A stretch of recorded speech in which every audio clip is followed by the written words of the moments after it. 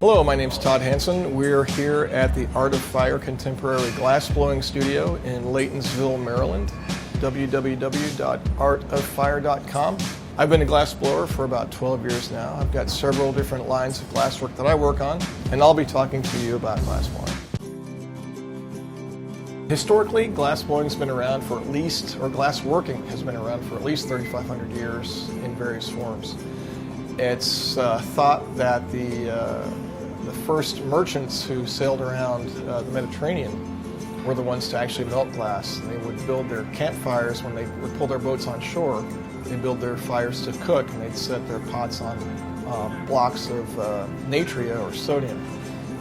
In certain locations, the sand underneath them was just right. The fire would be hot enough that it would melt the natria a little bit, and that chemical reaction would actually form little streams of glass flowing up from underneath the pots. Someone was smart enough to figure out how that could be done on a repeatable basis. Small solid forms were made. Around 2,000 years ago, the Romans were basically, I think the Romans are pretty well credited with really industrializing glassblowing. They gave us the two-bladed jacks that are so versatile to glassblowers now. They really industrialized the glassblowing process and made it more accessible for the common folk.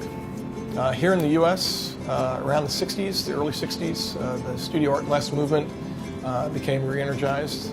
Prior to that time, glassblowers were working in factories, but with small batches of glass and smaller furnaces, glassblowers were able to take their work into their own studios and do their own designs and creations. And now what we have with the results of Harvey Littleton, Dominic Albino, and all those folks who started that movement, we have studios around the country and individual artists being able to create their own work.